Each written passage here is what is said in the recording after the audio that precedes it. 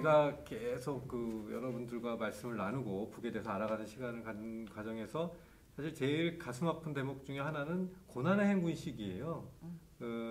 여러 가지 우리도 관련해서는 많은 얘기들을 나누고 있습니다만 선생님 책에도 관련한 얘기들이 좀 나오는데 고난의 행군 시기가 북에서는 정말로 어려웠던 시기죠. 그리고 그것을 어떻게 보면 정권에 우리 쪽이 바라보기엔 정권이 노동자들이나 일반 주민들에게 희생을 강요한 그런 거 아니냐라고 우리 시각에는 이제 바라보는 시각이 있는 거죠. 네, 있죠. 네.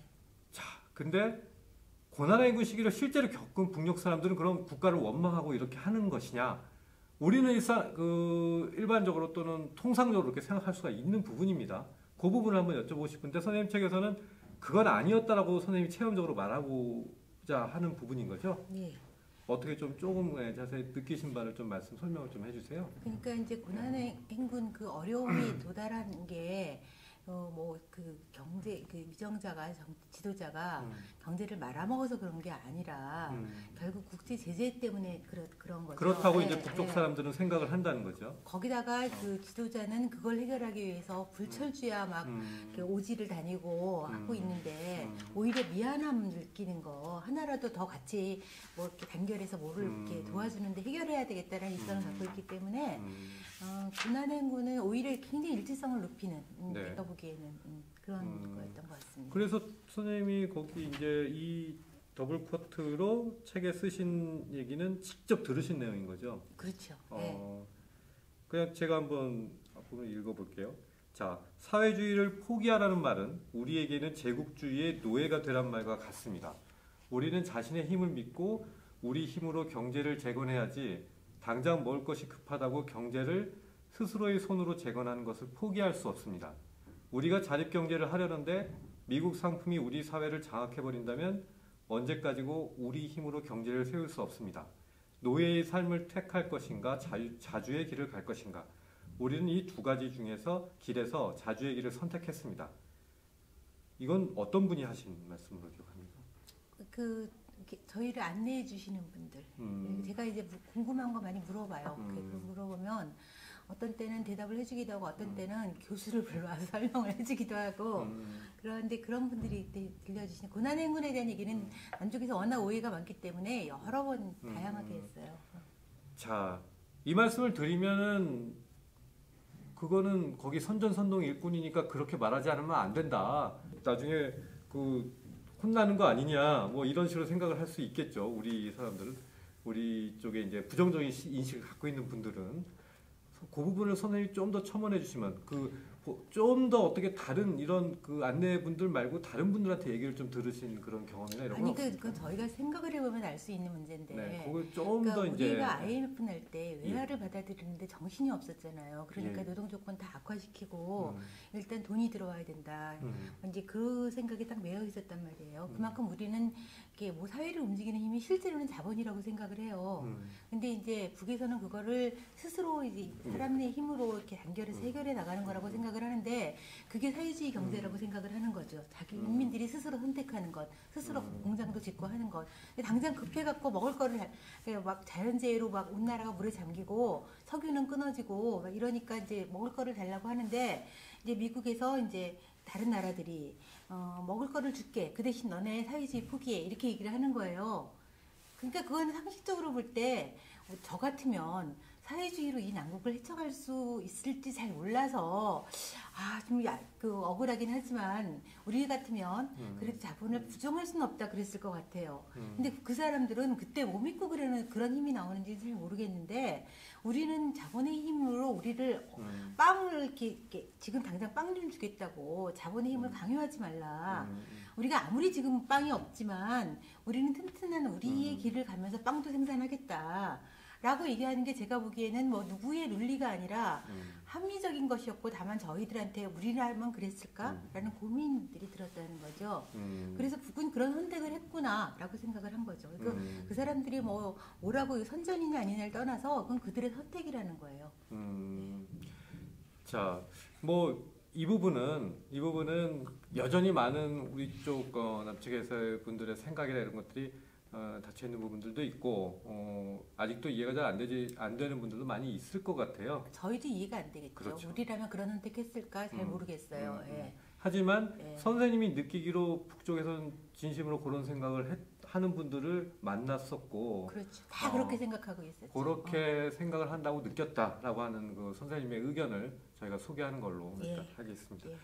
예, 저도 이제 이런 부분들 계속 북을 알아가는 노력을 하고 있는 뭐 아직은 북을 잘 모르는 그 기자의 입장이지만 한 번쯤은 생각해볼 대목이라는 생각이 듭니다. 그 부분들은 자, 그 경제 얘기 선생님 여기서 언급하신 대목이 저는 일단 눈길이 가는데 그 어쨌든 북한의 경제가 김정은 국무위원장 들어서 많이 나아졌다라고 하는 얘기들이 여러 그 북을 다녀왔던 분들의 얘기로나 여러 가지 루트를 통해서 이제 전해지고 있습니다. 그리고 최근에 이제 2017년에 뭐 그 북녘의 국내 총생산 얘기가 사실 한국은행 발표로 나왔을 때는 마이너스 3%, 마이너스 성장했다라고 하는 게 우리 쪽에서 바라보는 그래도 최근에 나온 가장 공식적인 자료인 건데요. 근데 선생님이 소개한 이 그 북의 사회과학원의 평양경제연구소 75세 되신 그 리기성 교수 이분이 일본 교도통신과의 인터뷰에서 밝힌 내용은 그 2017년에 북녘의 국내 총생산이 307억 달러, 그래서 34조 7,831억 원인데 이게 전년 대비 이제 3.7% 증가했다라고 하는 그런 얘기를 했다는 거죠. 사실 북의 공식적인 경제 지표가 나오지 않는 상황에서 우리가 이걸 확인할 길은 없는데 선생님이 보시기에는 어떻습니까? 북의 경제가 나아지고 있습니까? 딴 건 몰라도요. 그러니까 그 뭐 당대회나 아니면 예산 1년 예산 결산 보고하는 거 이제 최고인민이 뭐 이런 데서 이렇게 발표하는 거 보면은 예산이 쭉 늘어요. 전년 대비 예산이 늘었고 결산을 보면 그 늘어난 예산을 또 초과해서 결산이 늘어요. 그리고 그 다음에 또 예산이 늘어요. 그러니까 만약 102%, 100뭐 1%였다면 그 다음에는 103%가 초과 달성된 거잖아요. 그 전에 비해서. 그럼 그 다음에 그 103%에 대해서 또 1, 2%가 또 늘어나요. 그런 걸 보면 수치가 계속 올라가고 있다는 게 느껴지고 그 사람들이 그런 그 전체 국가 최고인민의 예산 발표는 그냥 아무렇게나 낙서한 건 아닐 거 아닙니까? 그런 수치들이 있어요. 근데 우리는 그런 수치들을 믿지 않아요. 믿지 않고 우리 한국은행이 발표하는 거 무슨 근거로 얘기를 하냐? 라는 그 근거를 뭐 수출입 물동량을 갖고 얘기를 한달지 뭐 그런 게 있겠죠. 그렇지만 북의 경제 체제는 우리랑 구조가 다르기 때문에 우리식의 분석들을 갖고는 안 되고 또 하나는 이제 그 북의 그 사회주의는 전부 다 유통 그다음에 저작권 뭐 이런 거 있잖아요. 지적 권리 이런 거 다 포함이 안 돼요. 오로지 물질적인 생산을 갖고 얘기를 하기 때문에 그러니까 보통 자본주의보다 20-30%가 낮다고 얘기를 해요. 또 우리나라 같은 경우는 서비스 산업이 유난히 발전해 있는 나라잖아요. 근데 자기네들이 말하는 것보다는 훨씬 더 앞서서 말을 해야 되고 그래서 자기네들이 계속 잘 살게 되었다는 것이 지네들 스스로도 발표를 하고 우리가 테레비 화면에서 보면 그 평양이 그 발전하는 거 눈에 보이기 때문에 부정할 수 없는데 여전히 한국은행 통계는 아직도 마이너스다 이런 얘기를 나오면 그런 거야말로 정말 이거는 비과학적인 정도가 아니라 거의 의도적이다라밖에 안 보이는 거죠. 선생님 보시기에. 네. 알겠습니다. 그 부분은 선생님의 의견이다라고 하는 말씀을 드리고요. 입장에서 뭐 한국은행 발표니까 일단 뭐 그거는 거기까지만 언급을 하고. 근데 그 부분은 저는 의문이 저 개인적으로 드는데 이를테면 유경호텔, 유경호텔에 그 뭐 전 밤에 불이 환하게 켜졌다. 뭐 요것이 그 하나의 화두로 계속 얘기가 됐었잖아요. 근데 그거 사실은 뭐 꾸며낸 거다. 뭐 잠깐 뭐 사진 찍는데 밝혀낸다. 이런 식으로 주장을 하거나 얘기를 비판하는 분들도 있어요. 근데 그 최근에 아무튼 평양에서 나오신 분들이나 그런 얘기를 들어봐도 북한의 특히 평양만 놓고 봤을 때는 전력 사정이라는 거는 상당히 나아졌다라고 하는 증언들은 저희도 확인은 뭐 하고 있는 상황이거든요. 여전히도 전력이 부족하다는 혹시 거 평양은 언제? 제가 마지막 가본 건 2012년 김정은 위원장 집권하고 최근에는 온 적은 없으시군요. 근데 갔다 온 사람들 얘기 들어봐도 점점 더 자신감 넘치고 이런 얘기 하니까. 그래 그런 식의 어떤 전원들 북의 분위기 이거를 전달하는 그런 것들은 있는 거죠. 그 전에 어려울 때는 그나마 위장을 하고 싶어도 할 수가 없었거든요. 그렇군요. 자, 경제 문제. 사실 경제 문제 뭐 우리가 얘기하면 뭐 저도 잘 모르고. 자, 여기 보면 또 이제 국역 사람들 살아가는 얘기도 쭉 쓰셨는데 그 교육 우리가 그 저 앞에 앉아 계신 그 양수민 간사가 이제 최근 북의 교육 문제를 그 카드니스식의 어떤 그것으로 소개를 하기도 했는데 북에도 상당히 그 교육열이 강하죠. 그렇죠? 예, 우리 민족의 특성인 것 같습니다. 우리 민족의 특성은 교육열이 아주 강하고 경쟁이 아주 치열합니다. 네. 예. 그래서 북의 어떤 그런 좋은 학교를 가려면 북도 상당히 치열하게 경쟁을 해야 되고 네.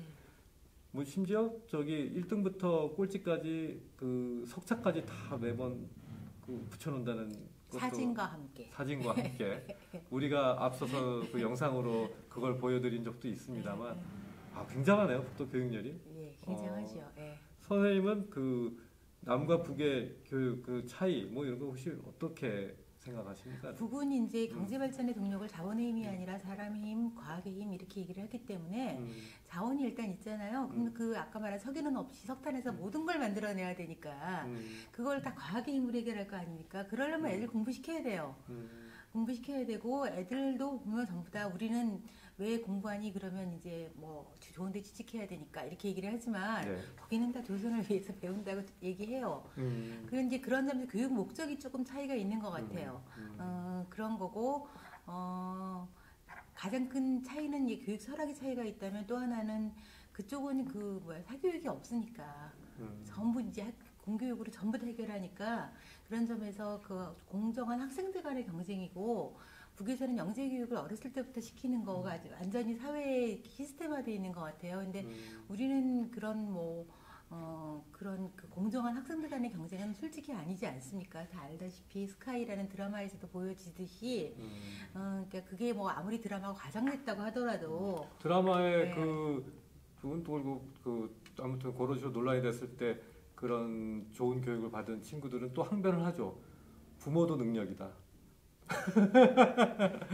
아무튼 예. 네, 근데 어쨌든 그 나라의 인재 선발이라는 관점에서 네. 보면 네. 부모가 능력 있는 애들보다 아, 이 얘기하면은 또 이제 뭔가 비난의 글이 쏟아집니다. 예, 제가 아무래도 말을 잘못한 것 같아요. 예, 그래요. 아무튼 그 북에서는 공교육만이 존재를 하니까 네.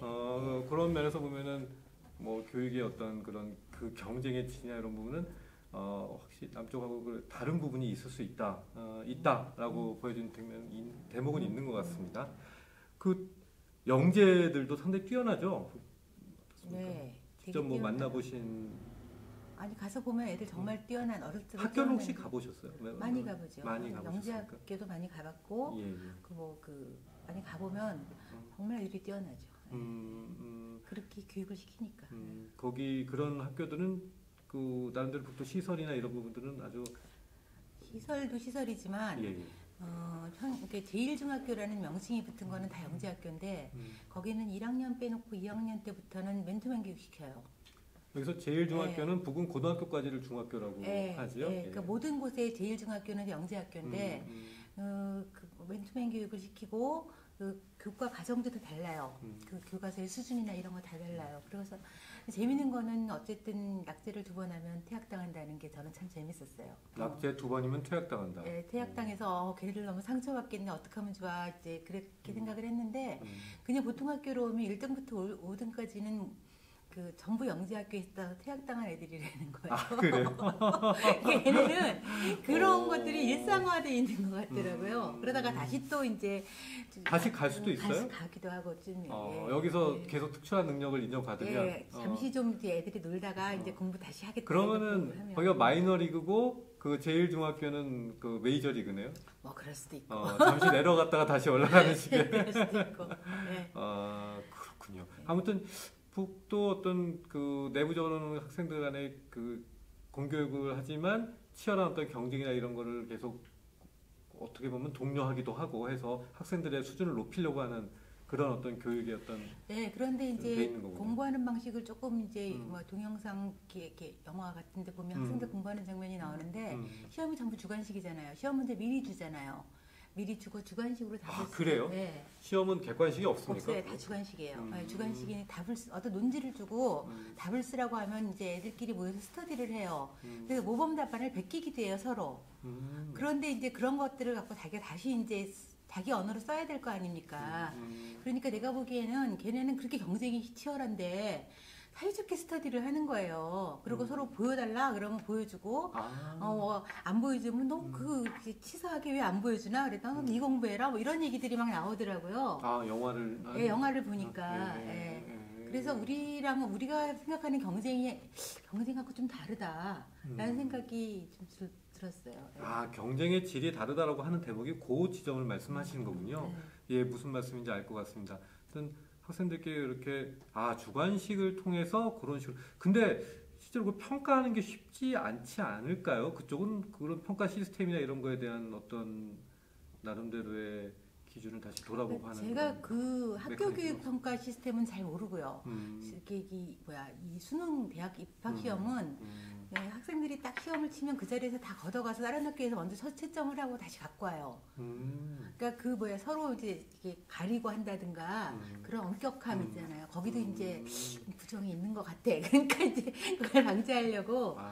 그렇죠. 인간 사는 세상에 팔이 안으로 굽는다고 뭐 아무튼. 제가 영화도 한번 보니까 높은 사람 엔데 좀 잘해주라 뭐 이런 거 나오더라고요. 하지만 그런 부분에서 그런 게 적발되거나 되면 문제는 된 건 뭐 당연한 그렇죠. 거죠. 그렇구나. 뭐 올 주관식이란 말에 좀 약간 충격적입니다. 북에는 또 그런 또 특색이 있군요.